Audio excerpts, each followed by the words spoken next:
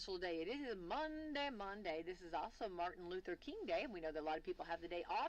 So if you do, good for you, and we appreciate you tuning in right here on Wslm Coffee Club.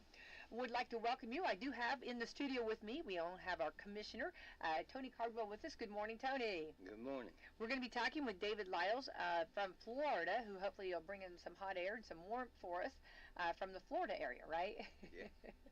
But I'm afraid that it might be cold there too. But anyway, I want to thank our sponsors this morning: Meadowview Healthcare Center, Walmart, Salem Crossing, Americans for Prosperity, Mama Rosa's Restaurant, Fox Purley Wealth Management, Dr. Mindy Gunn, Dr. Black's Eye Associates, Marshall Monument, and McAllister Land Consulting. Thank you to our great sponsors. Remind you that tonight we do have Salem Lady Lions. We'll be at Springs Valley at 6:45 tonight, so tune in for that. It's for Lady Lions action. We'll have Brock and Kelsey bringing you play-by-play, color, and stats, so that's exciting. Also, tonight is the national championship of Ohio State and Notre Dame, so we'll see how that goes, and it's going to be exciting for sure. And going on today was the inauguration. And Tony, I was supposed to be at the inauguration today, and I was very saddened about it. I had planned on going, made the arrangements to go, and then Friday, was planning on, it's going to be, we found out the temperatures were going to be so cold, it was going to be freezing, so had to find the perfect outerwear that maybe had, heated outerwear and everything that hunters wear. I was going to be underneath my jacket, right? So I was all excited about it. Then I find out that they moved it inside. So I went down south and got a dress for the inside, a brand new dress, all excited about it. Then that night, Friday night, we had ball games sitting out here, and then I got the email that it was not going to be open, and so therefore would not be going. So, boo. Yeah. It's been an exciting thing to see. I know. I'd never been to one. Have you ever? No. So I was excited about it too, and the energy I think would have been great. Yeah. So anyway, so we'll just watch it and listen to it and be there, I guess, in spirit and in heart. Okay, today we are here, and we're going to be talking with Tony, and we're going to get David on the phone here. We're going to be talking about some of the zoning ordinances and some things that are going on right now in our community. Am I saying it right? Yeah. Good morning, David. Good morning, Miss White. How are you? Fantastic. I do have David Lyles by phone, and actually you're in Florida, right? Yeah, I'm vacationing. Old guy, I can't take that weather. Well, thank you for taking time for us this morning. Well, we're jumping in right here, and is that what we were just talking about, calling the zoning ordinance? Is that what we're calling it? Is right? Am I saying that correctly? Right? Yeah, it's a comprehensive planning and zoning ordinance. Okay. And let's kind of do the history of it, if we will. Is that okay? It's been in the progress. It's been working for like 10 years. Is that right? Yeah, behind the scenes, I know Todd been working diligently to try to get, a one comprehensive type of plan. Kind of the history of all that, I think, is that back in the early 80s, you had Indiana Land and Cardinal Realty and these guys coming into our county, and a lot of it down in Jackson Township where Mr. Marshall's from, and they would buy 100-acre farms up and, strip all the resources off of them, throw a road in the middle of them, sell 100, 1-acre lots for, for instance, $13,000, 13%, $200 down for the next 40 years. And we had some control as far as footers and that kind of stuff, but there wasn't a subdivision ordinance, and so we've kind of piecemealed over the years everything that controls all that now, but this was an attempt to kind of localize it all into one document. Okay, so it kind of I guess, if you will, it was I guess this was birthed because of the what was prior to this, that I remember when that was, because that's been some years ago when all of that was going on, when they were buying up land like that. Unfortunately, I'm telling my age. That was 44 years ago. But yeah, they were doing a land grab, and we had no real control other than we did have septic rules: 3/4 of an acre for public water, an acre for private water, and so we had some control. But a lot of people were mad and angry because they could pull in an old dumpy trailer across my really beautiful home, and that was a sticking point. They tried at first to just control the trailers, and they couldn't get that done, and eventually they wisened up and put rules and regulations and subdivision controls in place. It's pretty much straightened all that out, and this was just an attempt with the comprehensive plan to bring all that together and have it all in one big document so you don't have to search this rule and this law and this ordinance and so on and so forth. Right.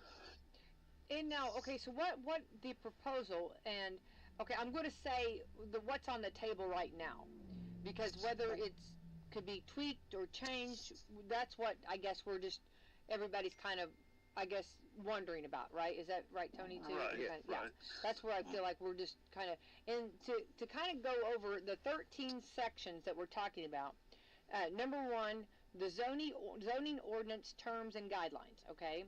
This is if there anybody that's going to be reading this. So I think Tony did a fast read and did some updates last night on reading it. But number two, the zoning districts, ag zoning districts, recreational zoning districts, residential zone 1 districts, residential zone 2 districts, commercial zoning district, industrial zoning district, signage, use regulations, administration and enforcement, improvement location permits, and subdivision control ordinance. So this is a lengthy 13 section. How many pages are we? It's a little over 100. I think it's like 109 pages or something like that. A lot of it is just repetitive. You can't go build a house in an agricultural zone, but you can get a variance, and then you're subject to the rules of what you would have to do in, say, an R1 or R2 residence. So there are ways that you can still build in agricultural zones, recreation zones, but you would have to get a variance from the Board of Zoning Appeals. So you in other words, you have to get permission from basically the government to do it. Yes, absolutely. Yeah. Okay. And to be honest with you, Becky, I'm not against all that. I want to protect my recreation, my woodlands, my farmland from just unbridled development where somebody could come in and turn 1,000 acres of prime farm ground into a huge subdivision. So you need to have some control to be able to maintain your small country charm and flair, and maintain the Amish community, and keep the way of life that we've had in this county going for a long, long time. And this new ordinance, in my opinion, is so restrictive that it's basically going to destroy our way of life. Right now, we have no minimum lot sizes that you can build a house on. The state come down last July and forced that all on us because of ongoing issues that we won't get into now. But if I had a 2-acre lot and it's 450 foot wide, right now I could put 3 houses on that. We could collect taxes and personal income and stuff off those 3 things. My problem with the restriction is now you only have 1 house on that 2 acres, and you're forced now to build the house first, which would destroy the Amish community, because all young Amish get married, throw a barn up, tie a horse out front, and honeymoon for a couple years till they can save up enough money to put a down payment on a house and go in debt up to their eyeballs like the rest of us are. And it would stop all that. No more livestock on 5 or less acres. You'd have to have 6 acres to have 1 horse, 7 acres to have 2 horses. The Amish would not be allowed to build a barn on their own property. They would be required by this new ordinance to build a house first, and then they'll tell you where you can build the barn and where you can put your pool, spa, and hot tub, which obviously Amish don't have, but that would apply to everybody. And it's just, in my opinion, so restrictive that it's almost like it would turn us into an HOA county-wide, and I don't want to see that. See, I was reading last night, and it says that right here, no parcel shall contain more than 1 residential structure. Well, I own 220 acres, and they're going to tell me that I can't build 2 houses on there or 3 for my daughters and kids. I'm not buying that. So.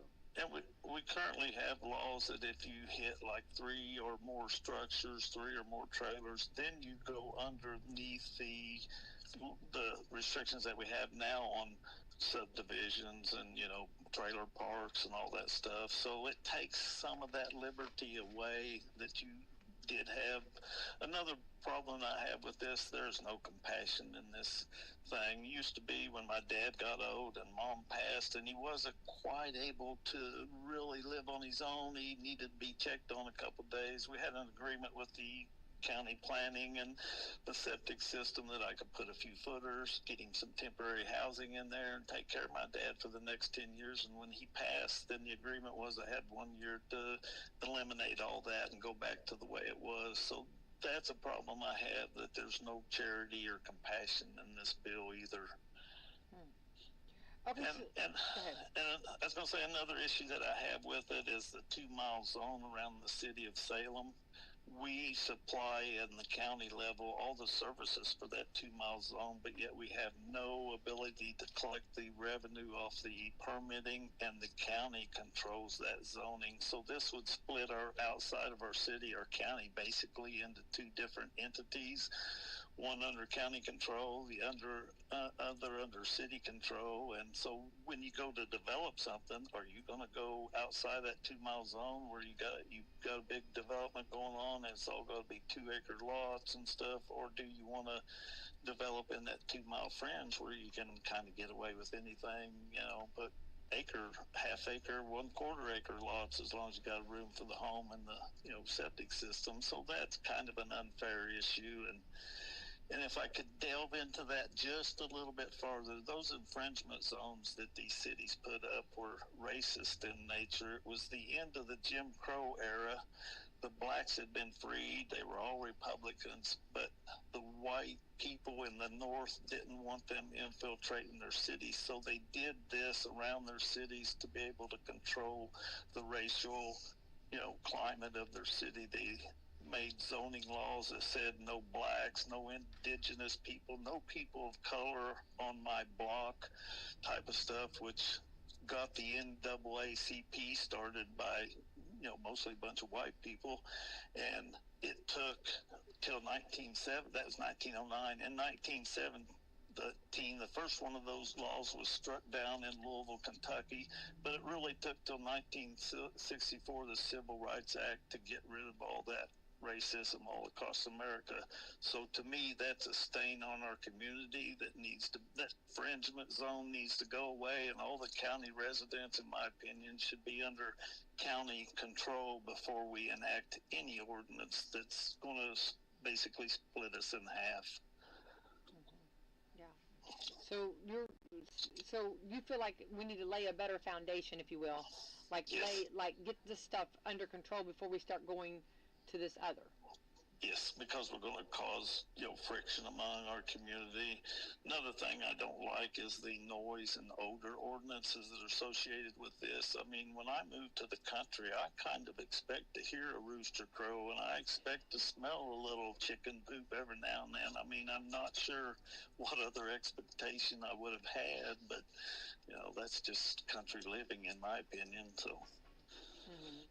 So that's that's part of the ordinance we're talking about, right? Yeah, yes. Smell? Okay.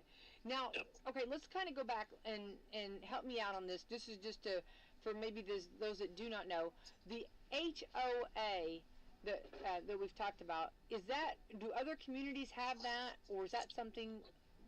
Tell us a little bit. Explain a little bit more on detail about HOA, Tony or David. Yeah, I was not really, referring that we're going to be an HOA. Other than that, we'll just be like an HOA, and that we'll all look alike, and we'll all be the same. And, okay, I got you.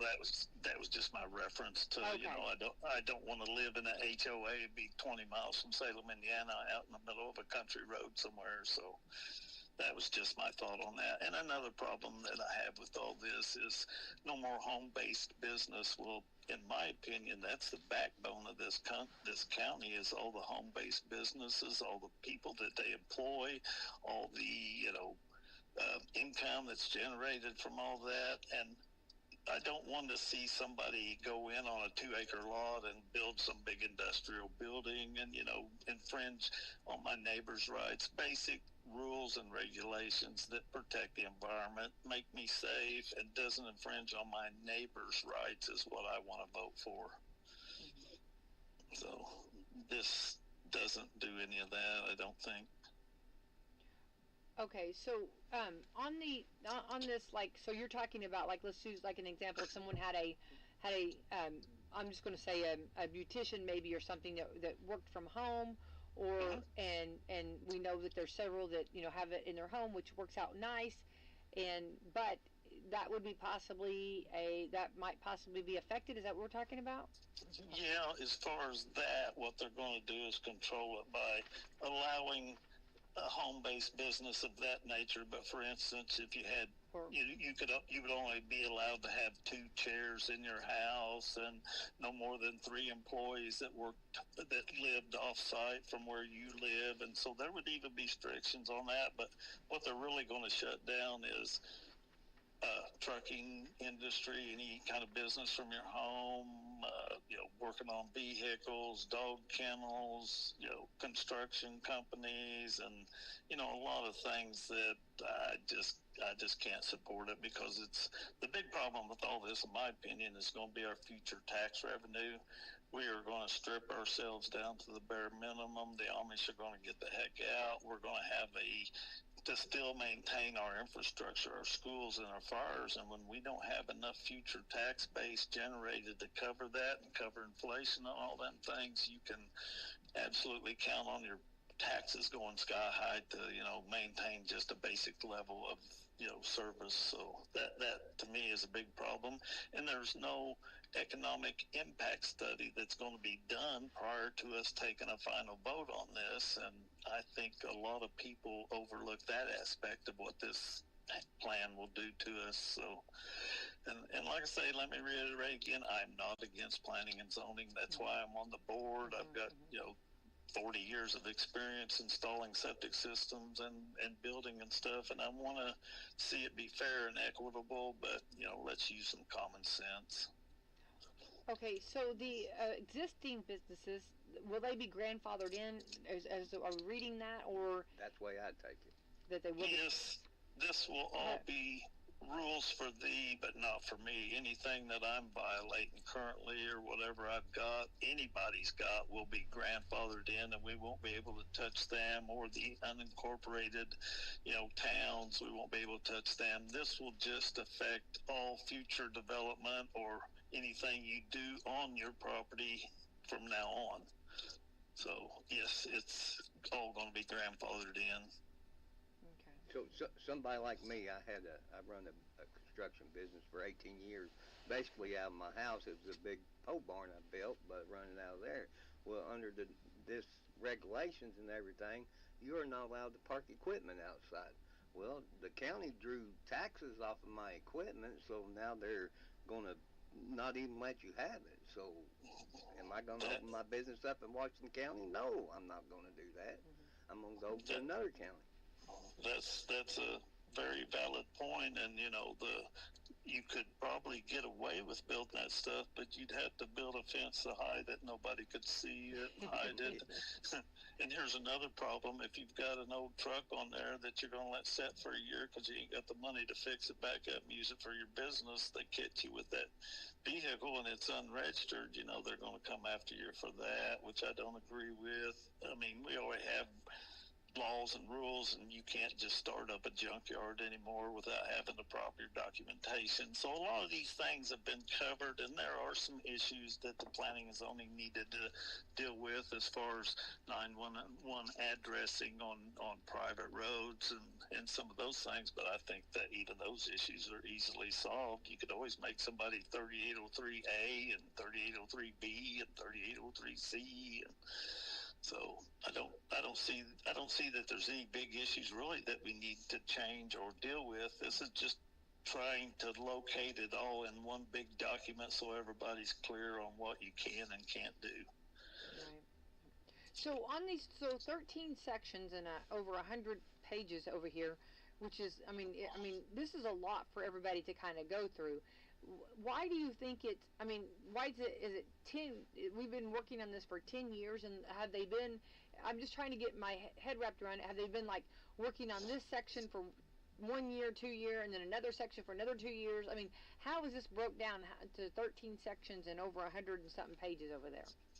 Well, I'm not sure what that process was. I'm a fairly new member. I've only been on there for about 6 or 7 months, so I'm not really well versed in all that, history. Todd Ewing, who's been working diligently on this, would be able to answer a lot of those questions. I know we've spent a lot of money through the Purdue, extension office to have Purdue graduates, I guess, come down here, work on this off and on over the years. And it's my understanding that this document was originated from Brownstown, from Jackson County, where they passed this all last September, I believe. So they basically brought their document over to us for us to refine and tweak and, kind of as a blueprint to then, go ahead and get this stuff started and get it going.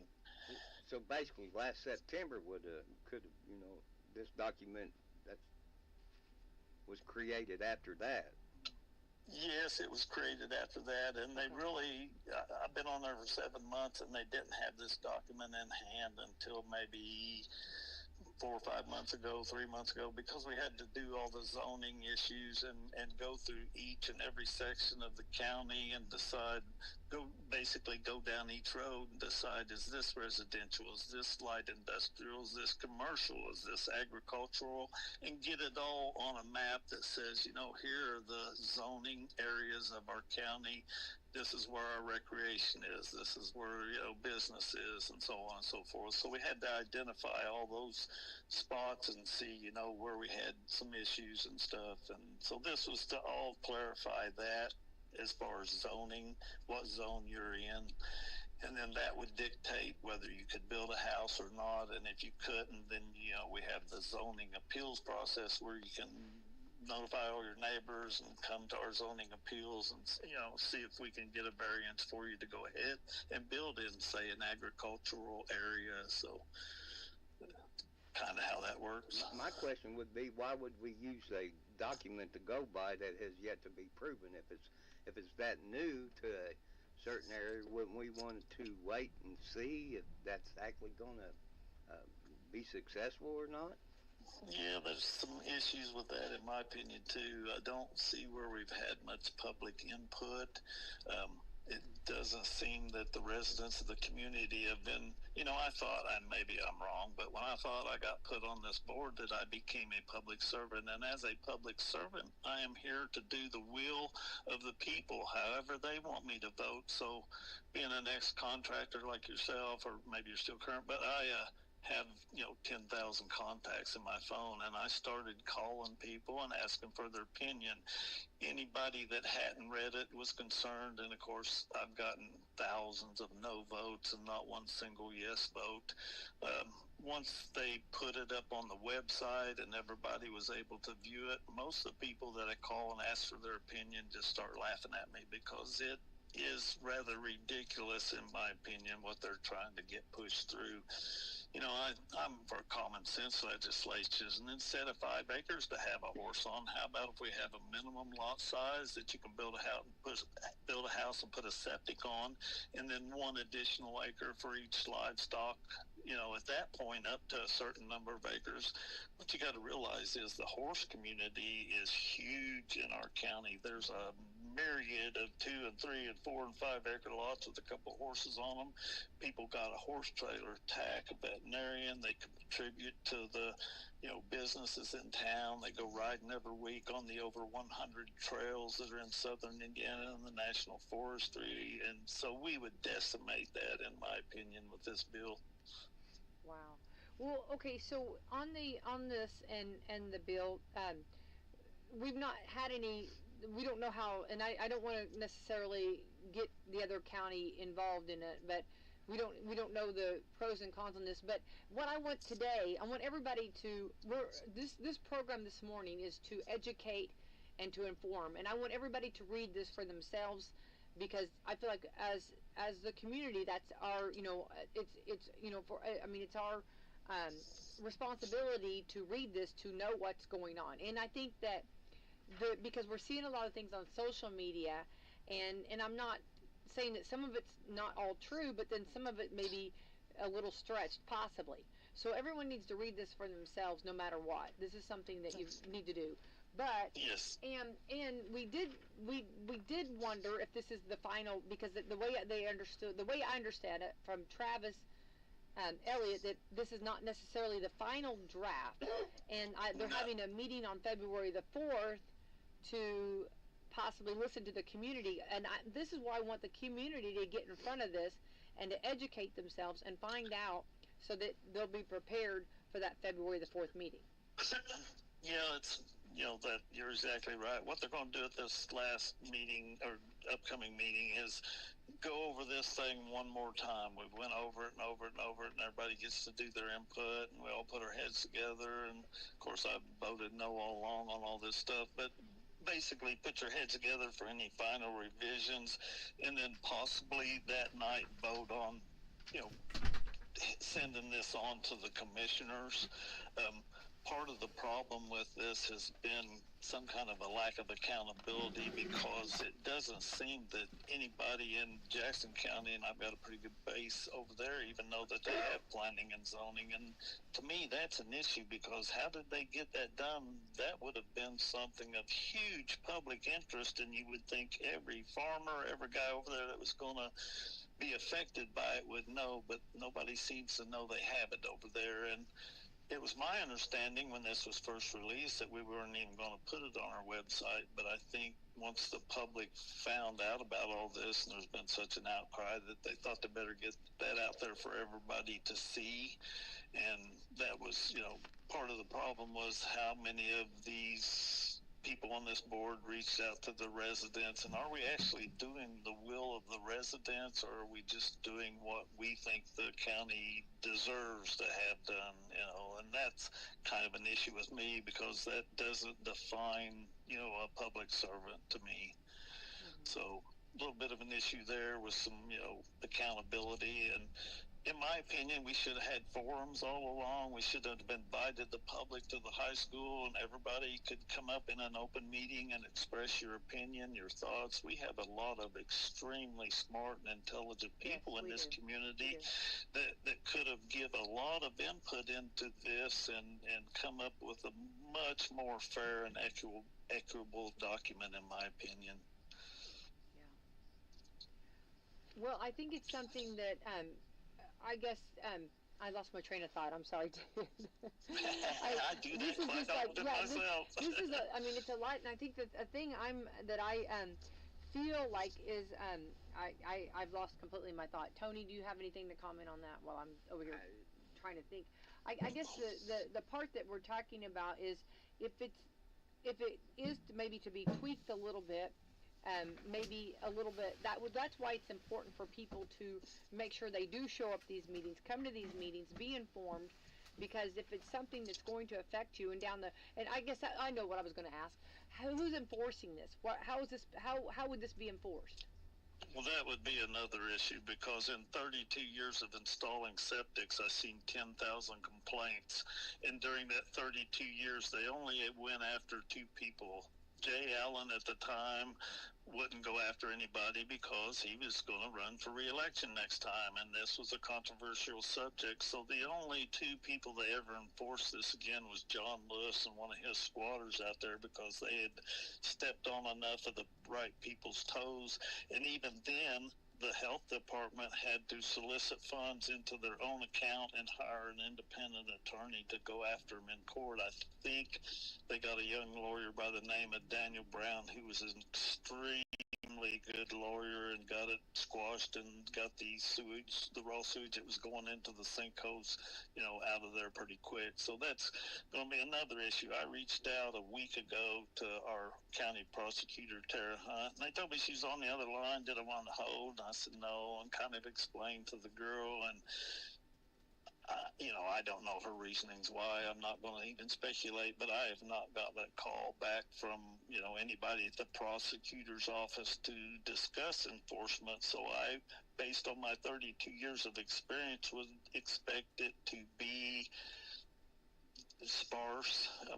To me, I think you're going to just have to step on the right toes before they would actually come after you. Maybe if your neighbor complains, they would have no excuse then but to come out after you, which in my opinion will just pit neighbor against neighbor, because 9 times out of 10, the person complaining isn't in compliance either. Right, that's true. So well, I think that I mean I feel like our prosecutor and our attorneys. I feel like they've got so many other things on their plate. Sure. I don't know how to regulate and to say. I don't think anybody in is wanting to take if maybe a newlywed family or somebody and try to take something away from them.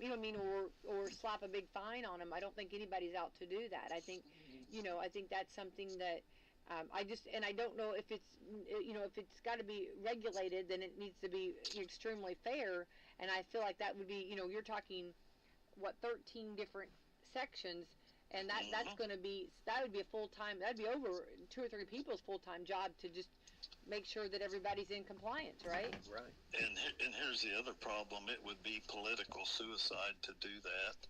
You would get such a backswell of dissent against somebody coming after somebody for having a rooster that crowed too loud, or for having a pig that you're going to butcher in a few months for you to feed your family that smells. I mean, what was your expectation when you moved to the country? I kind of expect to hear a chicken and smell a little turkey in there every now and then. Kind of comes with the territory. Well, this is a lot to take in and a lot to digest, and so but it actually just kind of like just it feels like everybody's just learning about it and trying to find out about it, and and hopefully I guess I feel like an informed community is a healthy, good community. We need to keep people informed. We need to keep people in the know on this, and I think that I think this is a lot to take in.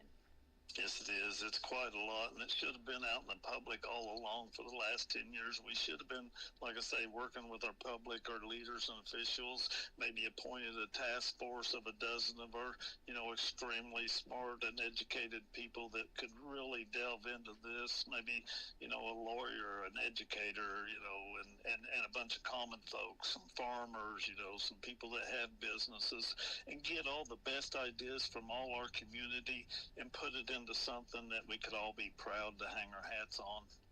Wasn't there a study done by a consulting firm or something on this? Not that I know of. The only thing that I know of we were doing was paying $650 a day travel pay and $450 an hour to have somebody from Purdue come down and do research, and I don't have the information to tell you what they research, what they work on, what kind of final document we got. It's my understanding that we got nothing out of all that in the end except just a bill, and that we got a grant or something, and we paid $12,000 to $14,000 to have Mr. Barnett, the building inspector of Jackson County, bring that over and submit it to us, and he's been very helpful in working with us on that document, to reach the conclusions that we've come to. The conclusions that we've come to have been basically adopted by the members that are on the current planning and zoning board. Okay. Well, I do want to say that, the board that you're talking of, what is the name of the board that you're actually a part of, David? The County Planning and Zoning Board. Okay, the County Planning and Zoning. I just want to make sure I said that right. Okay. Yes. It's you have your meetings, and I will say, and I'm as guilty as anyone. I'll point a finger at myself.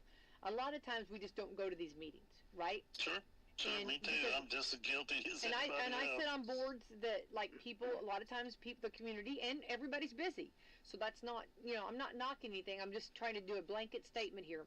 That a lot of times we don't come to these meetings, and if this was discussed in the meeting, we missed it, right? And yes, now we're talking in the, if you will, getting closer and closer to the deadline of possibly putting this into play, where everybody's trying to say, wait, we need some extra extended time. Correct? Is that what we're? Yes, that's my thought, is that we need to really get the community involved, and we don't have to pass this immediately. It's not anything that's affecting our county negatively right now in any way that I can see, other than maybe the 911 addressing on private roads, safety issues, ambulances, where do they show up, whose house, that kind of stuff. Something I've been advocating for many years was open honesty with our public officials because of some issues and illegality at the health department and lawsuits and stuff. I proposed, let's videotape and audio tape, and of course nobody wants you to know what they're doing, so that was all squashed. But come July 1st, just like the state laws last July 1st that straightened our health department up, new laws go into effect July 1st called the live law. Right. From now on, all these boards will have to live stream. They will have to audio and video record, and within 48 hours have all that up on a website for the whole community to view. It will stay on there for, I think, 90 days for anybody to copy or get a copy of or whatever before it will then go away. So that, in my opinion, will be the biggest game changer in this county. You won't have to leave the comfort of your home. You can get your little handheld computer out, get on the website, and see what all your public officials are up to, so that you'll be able to then address the issues that you and concerns that you have to these boards. Because, like I say, a lot of the government has lost sight of the fact that we work for you, the people. You don't work for me. I am up on this board to vote however my constituents want, and not to vote how I want. Mm-hmm. And so, is the board appointed, or is it's not elected? Well, Todd's on the board, and he is an elected official, and the rest of the people are all appointed under certain guidelines. And, you got to have an even bunch of Democrats and Republicans, and I think the extension officer and one council member. I didn't. This is another problem. You get put on these boards, and there's absolutely zero training as to what your responsibilities are. What goes on with the public, as far as, are people allowed to photograph you and all those kind of things. So there's absolutely zero training, and I see that as a big issue too. If I want to be on a board, I would sure like to know what my responsibilities are. So board training is huge. So the bad habits from the previous members get passed on down to the new ones, basically. Yeah, a lot of times. Not the questions being asked. Well, if you've never sat on a board, it's a big difference. And I think that's something that So, sure. Okay, so this is possibly. Let's kind of just talk about this going back now. So this is possibly going to be. It's going to be. Possibly, if it gets voted down, let's say the board you're on, David, votes this down, then it would go to the commissioners. Is this correct?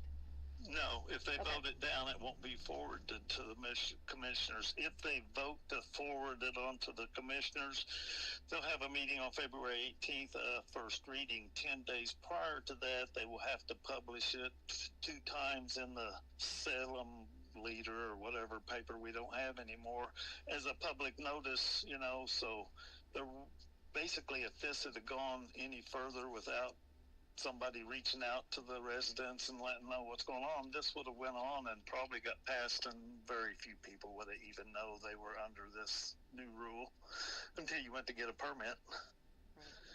Then you would have found out, can't build on the acre that you just bought off John Smith or whatever.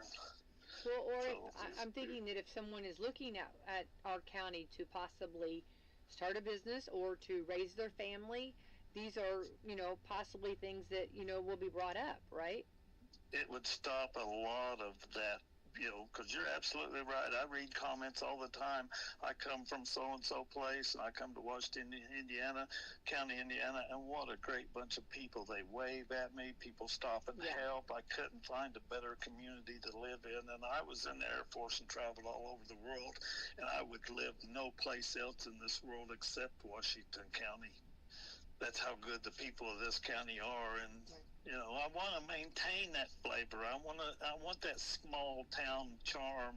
I want my Amish young couples to be able to build and get started and be a part of my community. I've known the Amish since Mo Smith moved his family here in 1982. I run around through Rumspringa with his boys, and I absolutely think the world of the Amish.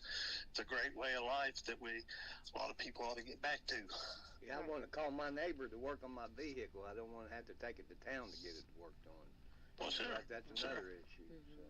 Yeah. Absolutely. It's going to squash so many of the rights. I fought in Vietnam for 5 years, or not in Vietnam, but during the Vietnam era, come back with a slight disability, and I didn't want to come back and have some sorry son of a gun tell me where I could build my house, or we already have rules that keep us from building right on the road, and we already have rules that control how far the set-offs and stuff are. And like I say, we've got everything in place now. We just needed to simplify and concentrate it all in one document, but I think we've gone a little bit overboard.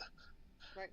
Well, and then going back, this was drafted. I mean, the original. I mean, the draft right now that we're talking about that's on the table was actually drafted on the 12th of January of this year. So it's just a copy of a ordinance that's currently in effect in Jackson County.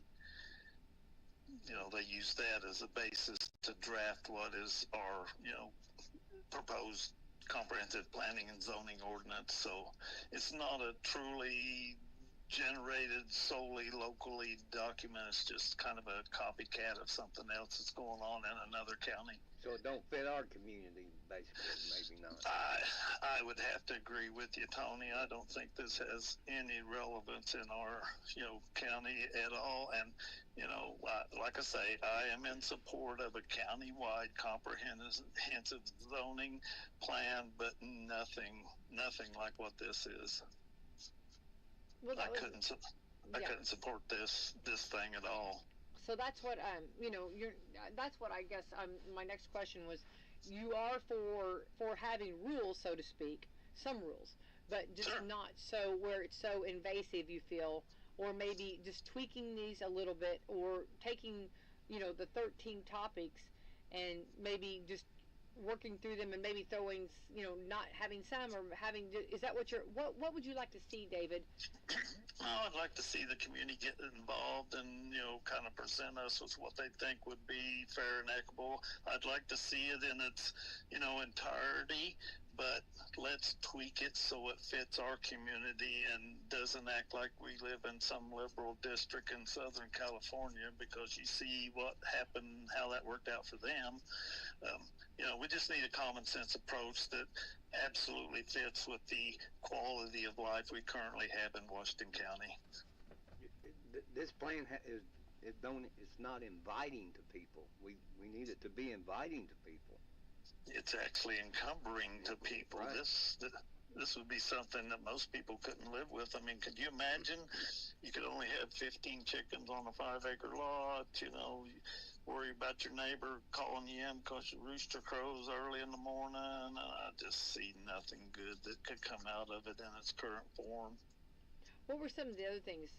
Because Tony, what were some of the things that I guess that you have?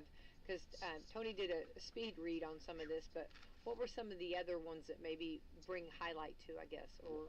I've got probably, and I'm not exaggerating a bit, probably 60, 70 phone calls in the last 3 to 4 days over this, and the biggest thing is the 2 acres, and then the animal thing, which I think the animal thing is in 2 very small parts of the plan, is it not? Yes, and I agree with you on the sizing of the lots. I'm an old guy, and I've got arthritis. I've got artificial knees, hips, getting ready to get my shoulder completely cut off and turned around backwards and replaced, so I can't mow 2 acres. I need to be able to build on the smallest lot I can find somewhere and confine it to what I can confine myself to being able to do. And the other problem is, when I first come out of the Air Force, they paid me nothing. I was broke. Luckily, my dad was able to give me an acre of land. I put an old dumpy trailer on it. I lived there for 17 years until I built my business up and was able to build a big, fine home. And if you look at all those Indiana land development places where they put all them trailers and stuff on, here we are 40 years later, and you drive by there, and they've all been replaced by beautiful manufactured double wides, homes. So it's a process that people have to go through because we are, economically depressed. We're not a rich community, and people have to be able to get a start. If you have to go out and buy a $200,000 home and put it on the property first, you're screwed because the bank ain't going to lend you money when you're young. You have no assets. You have no money, that you don't have the 20% down. So basically, it would shut all our young people down from being able to get a start in this community. They will have to go elsewhere to get a high-paying job to even be able to afford to build a home in this county, and that doesn't sit well with me. I have 17 grandchildren and step grandchildren, and I want to be able to help each one of them to get started and make their own way in the world. But it would eliminate a lot of that. I had a guy call me yesterday. He just had started deeding an acre of ground over to his daughter. Wanted to know how this was going to affect that. He better get a permit before they pass it. That's all I can what tell I told him. him. So, but he said he already had it surveyed and everything.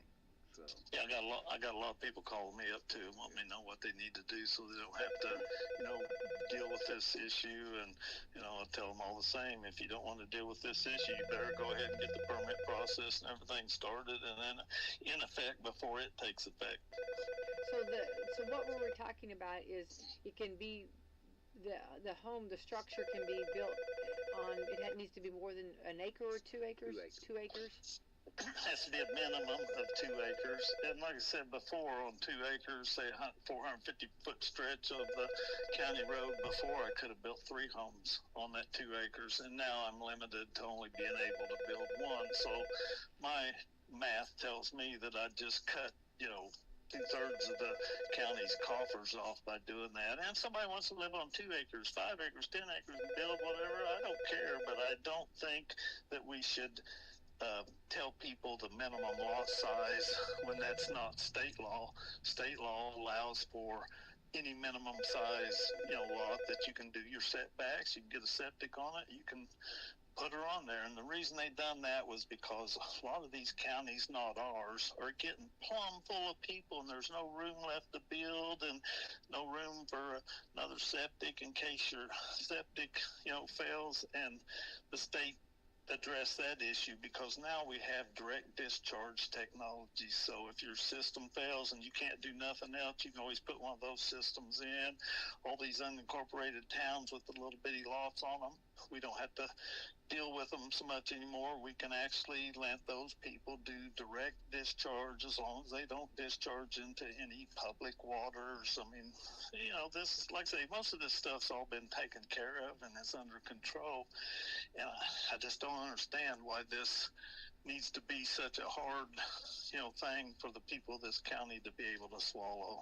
So we've already had some rules already. It's just these are just a lot more rules, I guess, if you will. A lot more stringent of the same rules that we already have in place. A lot more restrictive. Very, very much more restrictive. And so now I want to go back. This is not pertain to anyone in the city. This is total county. And it doesn't also pertain to anybody in that 2-mile infringement zone around the city. Even though our county services are provided by our county taxpayers to that 2-mile infringement zone, the city pulls all the permits, collects all the money, controls all the zoning. And if you want me to, I can give you the history on why that is. Back in the late 1800s, after Lincoln had freed all the slaves in the 1860s, a lot of these people were wanting to get out of the South and go to the North. Well, in order to stop those people from being able to locate in your 2-mile zone around the city, they took over these infringement zones, and the only reason they took them over was to control the racial profile. They used zoning laws because it was the end of the Jim Crow era. They used zoning laws to exclude blacks, indigenous people, and people of color from these zones. They actually had rules and regulations in zoning that said no blacks on North Main Street, no indigenous people on South Main Street. And I'm not saying that Wslm did that, but that was the idea behind it. It's harsh to hear this, yeah. It is. No, we're never taught any of this in public schools, but basically in 1909, a bunch of white group people with a few blacks started the NAACP. All the blacks were Republicans. We actually had a white president for the first 2 years of that, and then about 1917, the first case went to court, and it was in Louisville, Kentucky, and the zoning was upheld that they could not do this, that it was discriminatory, and it really took till the 1964 Civil Rights Act that got rid of all that kind of stuff and pretty much, straightened it out for the people like it should have been. But that's the history of an infringement zone. And if we have that stain on our county and on our city, I would suggest that we work diligently to get rid of that infringement zone, to get that control back to the county. It's county services, county taxes that pay for all your services anyway, so why shouldn't you be under the county zoning laws? Because it'll pit neighbor against neighbor. You can go 2 miles out from the city, do anything you want, and as soon as you hit 2.1 miles, you can no longer have a cow on your 5 acres. So kind of a fairness issue there, in my opinion. Yeah. Well, right, because it's a lot. Now, what about the animal? What were we talking about? That you can only have so many animals on the acres. Is that too? Was that something too about the? If you've got 5 acres or less, you will no longer be allowed to have what they call livestock: horses, cows, camels, pigs, emus, ostriches. You can no longer have them on any 5-acre lot. In order to have one more large animal, you got to have a 6th acre. 2 horses will take 7 acres. 3 horses will take 8 acres. You will be forced to build shelters and pens, and there's a whole lot that comes with Is that county-wide? Is that county-wide or just certain areas? Yeah, that would be county-wide, except for that 2 miles long around Salem. Okay. Or in the unincorporated cities, either one. Right. So that, to me, just destroys our horse trade and our horse industry and our recreation, and it will decimate the Amish. They'll pack their bags and go to Kentucky, where they don't do any of this kind of stuff to them. So with all this, would an outhouse be out? The Amish have 2 options now. They never enforced this for 40 years, and it made a horrible situation for us. It discriminated against every English person in the county. The other problem was I couldn't go across the road and buy that acre off my neighbor because the Amish showed up, and they could outbid me $20,000 because they don't have to put a septic in. So that was an issue that was dealt with through the courts, and the county got sued over it, and so that's all straightened up. But now if you tell an Amish young person that they got to buy 6 acres, they can't afford it, just like you and I couldn't afford it when we first started out. So they'll have no choice but to move on. Well, so that's a problem. So would you like to see maybe some of the rules and some of the ordinances that are already in place, maybe more attention to them instead of adding a little extra? Am I putting? I don't want to put words in your mouth. I'm just trying to get what possibly. Yeah, that's pretty much my opinion. My opinion is let's use common sense and basic stuff like. How about if we tell you can build on a minimum size lot, and if you can get it on an acre, get your house and septic in, then maybe you got to have another acre for a horse or another acre for 2 horses. That would make to me more sense than just cutting out every mini farm in this county, which is basically what that would do. There would be no more mini farms. Well, people around our community are proud of their mini farms. I'm here to tell you that. So. Yeah. You would think so, since we are a community of farmers. Basically, you go over into Jackson County and you drive down the road, and here's a wagon out here with a whole bunch of watermelon on it for $5, $7, $9, and there's a lockbox there, and you throw your money in the top of it. That's how nice this community is. People are being so trusting and stuff that you can do stuff like that. This will eliminate all that. Well, we do have that in our community. Yeah, we have. Yeah, we do have that. We have some stands in our community where it's the honor system, and I love that. I do too. I go up the road and get some bread off her, and And here's what happens: I got a $5 bill, and I bought a $1 loaf of bread. I throw that whole $5 bill in there and walk away. And usually these people go out and find that they got more money in these boxes than what they actually had product. Right. So that makes me pretty proud. Right. We're getting close on time, so let's kind of go over this. Okay, so first of all, the very first step that everybody that's listening, please, and it possibly could affect you, or if you're just interested in this, is to read this. And yes. where can the community, where can the public find this? The government website. And I am not computer literate at all. I'm computer illiterate. In fact, I went out twice this morning to get my fingernail clippers, and it took the second trip to remember what I was going out there for. So my advice would be look up the government. It's WashingtonCountyGov.com or something like that. I just Googled Washington County, Indiana planning and zoning, and I went to it that way, but I was fortunate enough to get a copy prior to that. So. Yeah. Tony obviously knows, so he can get that out there to the community. I would advise everybody to call your commissioners and the members on this planning and zoning board. Reach out to them and tell them your wishes and concerns, and remind them that these people work for us. We don't work, it's not the other way around. As a public servant, I'm here to do whatever you want to. Please hand my number and name out on the radio to everybody. Feel free to call me anytime, and I will vote how you want me to vote, is the way it should work. So let your county official know. Show up at this February 4th meeting, which I'm pretty sure will be moved to the high school, because I have heard so much interest is being generated that it may be a standing room only in the high school gymnasium. I hope the community comes out, gets involved, and lets us know exactly what they want us to do. Right. And reminding everyone too, if you want and you wish to speak at this meeting, you have to register. You have to make sure you get your name. And I believe they're doing that. Is it at which office is it doing it? It would be at the auditor's office. Yeah. I'm not sure on the zoning if you actually got to do that. Do you? Yeah. I know in the commissioners meeting. Any meeting like that would have to be because you want to have order. You don't want you just don't want everybody just all of a sudden just have a feel and jump up there and do it. You need to have and everyone that goes before and speaks needs to kind of have in mind, a draft of what they want to say and their words, and you don't want it to be heated. You want to have the discussion, and that's the best way to do it.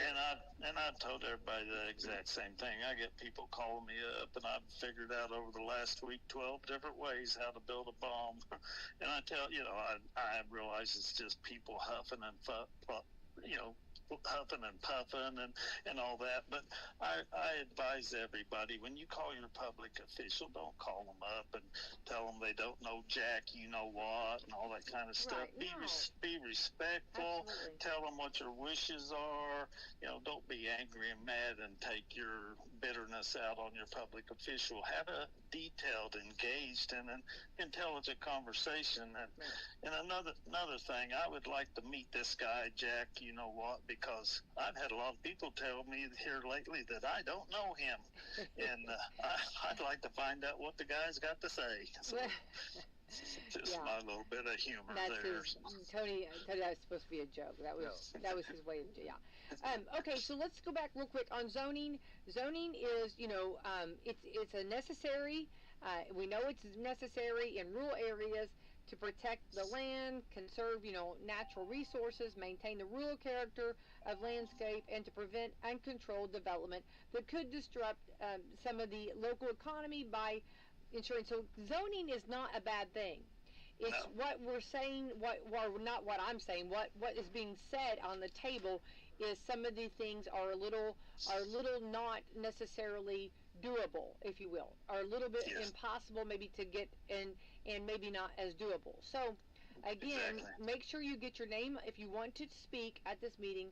Make sure you get your name on the list, and again, have your thoughts together, and there's nothing wrong with, and I'm going to use the word debate, there's nothing wrong with a discussion, and people learn from discussions, but you just, and I get passions involved, but it's something that really, as far as the commissioners, as far as David, the board you're on, and I think these are things that we just need to kind of clarify before, the meeting. And I guess I just got this asked. How many members of the public have expressed interest in this before now? As far as me being on the board, my own personal experience for the last 6 months, I never got one single call. I never got one concerned citizen. Nobody knew that they were working on this or that it was in the works, which I see as a problem because it seems like there should have been some public notices or something. Hey, we're working on this and we request, the public's input, if you're interested in maybe getting on a task force and helping us with all this, get a hold of this. So there was basically no transparency as far as I know. I thought it was my job to reach out the community, and it has absolutely lit a firestorm in this community because nobody knew what was even coming up. So I see that as a transparency problem. But like I say, that will go away come July 1st with the new LIVE Act. It's SEA 1167 was enacted by the Indiana State Senate, and if people want to look that up and research that a little bit, that will straighten a lot of this up, because like I say, you'll be able to get on your computer. My 9-year-old granddaughter could show me all this, but I'll be able to get on the computer and look it right up and say, hey, they're working on planning and zoning, and maybe I ought to give my rep a call and tell him what I think. So, well, I do want to say we need to make a correction. The auditor's office doesn't have anything to do with this meeting, and will not be the office to contact to get on the agenda. So the auditor's office has nothing to do with this, and so I want to make sure that we correct that, and I want to make sure that our facts and what we're saying here today is good. I want it to be educational. I don't want it to be, so do not contact Kyra Stevenson, the auditor's office. They do not have anything to do with this meeting. So they're not the ones. So. I'd been through that process before to speak at a commissioner's meeting or something, and I knew you had to go through there, but I wasn't aware, that where you.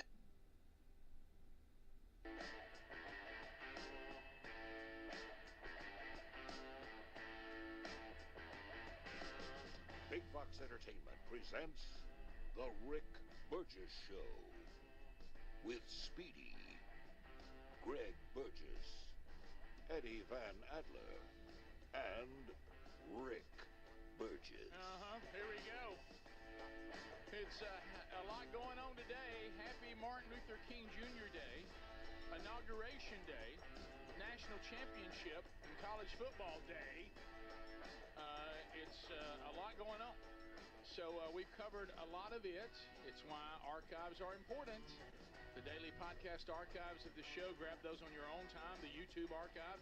And if you're a Blaze TV subscriber, you get one best of hour a day. By the way, the audio has a best of hour as well. Live options, America's boldest radio stations on the Rick Burgess Show radio network. Also, you got our TuneIn app that streams the show live. And then, of course, you have the YouTube option as well. So you got live, you got archive. Use them all. Okay, I do have to read one statement before our guest comes on. Just let me read the text as is. I was texted by our accountant, Big Time Rush. Let me read it verbatim. Rick, please don't tell people that this is not taxable. They are supposed to claim it regardless. Everyone should claim every amount of money they win or given or earn, regardless. This just simply means we as a company, Big Vox Entertainment, Vox, Vox, V as in Victor, um, do not have to send them a W-9. Please stop telling people they don't have to pay taxes. Okay, I did. I just know that it was under 600, but Robbie still has to report it. We just don't have to report it. That we gave it to him. Okay, we don't. That I'm sorry. You're okay. It's fine. Well, he's.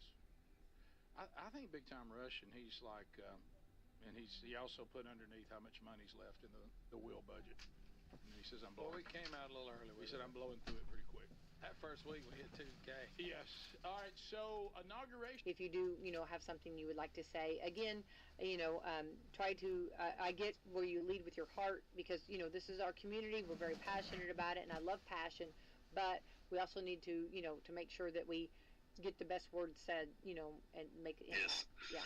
Yeah. And before we go any further, I want to put it out there that I want to thank you so much for all the public information and the way you have passion for the residents of this community to bring this issue to the forefront. Just shows how civic minded you are, and I think that you are a great asset for this community, and I want to thank you personally. Well, thank you. But Kyra wants to make sure that I that it's not a commissioner meeting. This is a plan commission meeting, and which is completely different board. And so we did, we will be voting on the improvements, and we will vote on the final draft that will then get sent to the commissioners. Right. So yeah, and Tony, I appreciate you coming in. I believe we might be able to have another commissioner on this week. We're just trying to get the talking with and kind of get the lay of the land and kind of bringing up some things for people to we see a lot out there, and I feel like it's important to get the right information out, don't you? Absolutely. Yeah. Absolutely. Yeah. So I know Tony is very transparent as far as if anyone would like to contact him. Tony, I know that's great for you to listen to people, and also David for you to listen to. I think you guys you've brought up some things that maybe need attention and to be looked at, and therefore we'll see what everybody can do about it. And it looks like the meeting's February the 4th, right?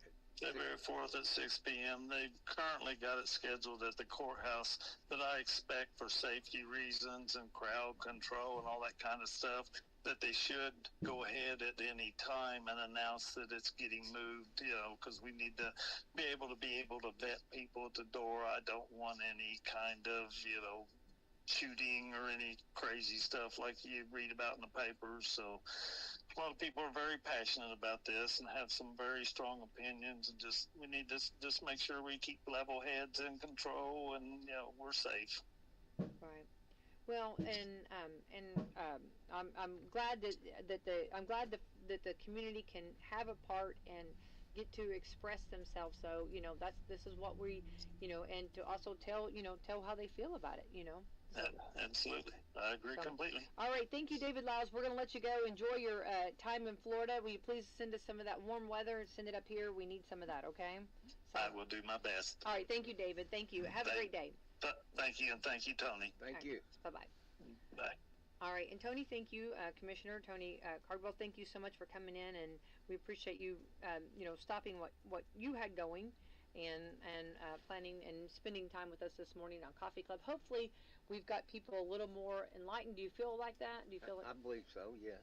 And also, anybody's welcome to call me at any time. Like I said, I'm not real up on it, but I'm doing my best. So. Right. And I hope it gets tweaked and redone somewhat. So, but the way it stands now, I'm not for it. So we'll make that clear. But anybody can welcome to call me. My number is 812-572-5267.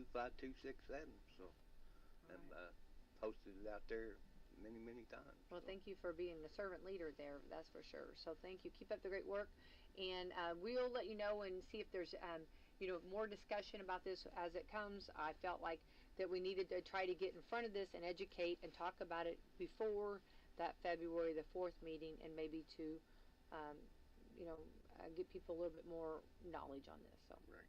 All right. I want to thank our sponsors this morning: Meadowview Healthcare Center, Walmart, Salem Crossing, Americans for Prosperity, Mama Rosa's Restaurant, Fox Pearly Wealth Management, Dr. Mindy Gunn, Dr. Black's Eye Associates, Marcia Monuments, and McAllister Land Consulting.